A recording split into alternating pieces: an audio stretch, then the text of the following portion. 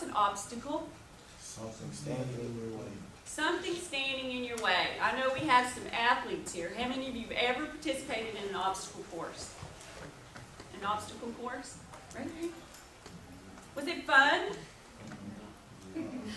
Yes? No? Was it hard? Yes. Okay. You guys need to wake up a little bit. An obstacle course is hard. Well, if it's any kind of course at all, it's hard. Because from the starting point to the finish line, there are any number of things that are put in your way to keep you from getting to the finish line. Life is the same way, the exact same way.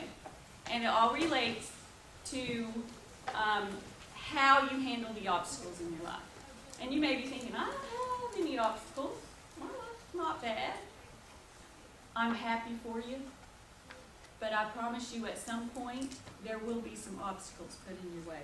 And so if you know ahead of time how to deal with those things, there again, half the battle is won. A weight keeping you down or holding you back. Some of these obstacles can be lies that you tell yourself. A lot of people will tell you things, negative things about yourself. But sometimes our biggest enemy is ourselves, telling ourselves, I'm not good enough. I'm not as good as everybody else. I'm stupid. I'm ugly. Everyone else is doing it but me. I can't forgive. I just can't forgive what that person did to me. I'm a mistake. There's no purpose in my life. And I have dreams, but they're impossible. I know that I'll never be able to reach those. Those are lies, guys. Do not let anybody tell you these things and start to believe it. In fact, you need to tell yourself every day positive things. Look at yourself in the mirror. Begin your day, end your day, telling yourself how good you are, how valuable you are, that you have something to offer to the world. We're going to talk a little bit about painful memories. Do we have any control over painful experiences that happen in our life? Most of the time, no. Sometimes it might be because of choices we made. But most of the time, we have no control. Those are those obstacles that are put there before us, not because we chose it. But how we respond to those painful experiences makes all the difference in who we are and what we can accomplish in our life. A wrong response to a painful memory, to a painful experience, causes painful memories. And with painful memories, you can have any number of problems result from that. From stress to anger and resentment and wanting revenge for the person who wronged you, to the point that you're filled with all these negative things. So, if we can learn to respond in a positive way to painful experiences, we don't have to worry about those negative things. We don't have to worry about some of those obstacles holding us back and a weight holding us down and keeping us from going where we need to. The night before my daughter's high school graduation, oh, we were so excited. She was my oldest child. And we had family coming in and friends coming in for the weekend, and we were going to host a party at our house, and we were busy with buying decorations and food, and my husband was getting the lawn, and it was a large lawn, like 3 acres, but he was getting everything manicured so that everything was perfect for her big day and her big night. And then a classmate of hers drove by our house. We lived out in the country.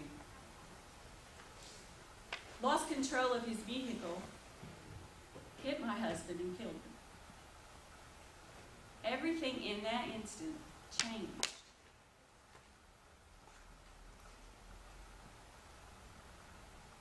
That's a very painful experience to go through for our entire family.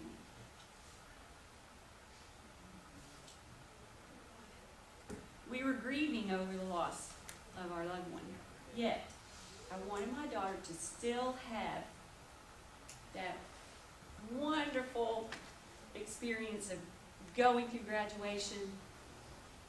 It was tough. It was bittersweet. And the fact that the young man who killed him was in her class made it a little more difficult.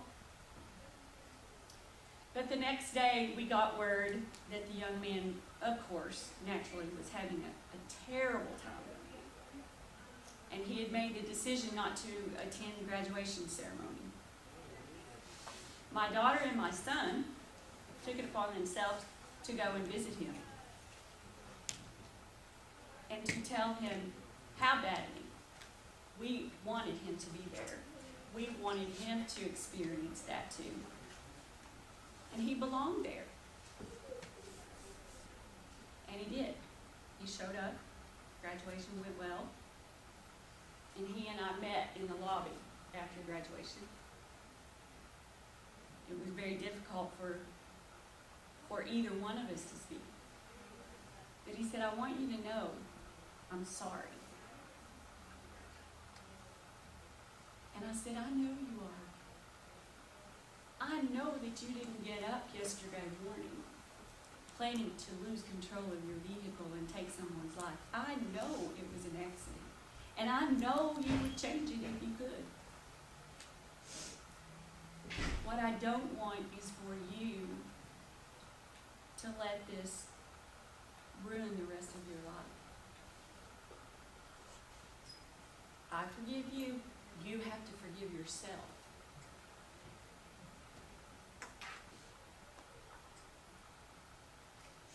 My children and I, each of us, made the decision to forgive this young man. Did that mean we weren't sad? No. Did it mean that we didn't grieve and we didn't question, why did this have to happen? Why? No, we still grieved, we still questioned. But we forgave. Did we forgive for him? Was the forgiveness for him? The forgiveness freed us to be able to go on with life, to be able to live with what had happened, and to be happy and successful regardless of the painful experience that had happened. I'm happy. Do I still think about that sometimes? Do I still get sad? Sometimes. My kids are happy. They're healthy. My daughter's a registered nurse. She has a beautiful daughter, Cameron. If you've been in my class, you know I've talked about Cameron. She's 5 now and she's in school. My son is a veterinarian. He is currently doing a first-year resident. He's going to specialize in ophthalmology for animals, and he lives in Salt Lake City, Utah. They are healthy, they are happy, and they're doing what their life purpose is for them to do. They did not let a painful experience hold them back. Last I heard, the young man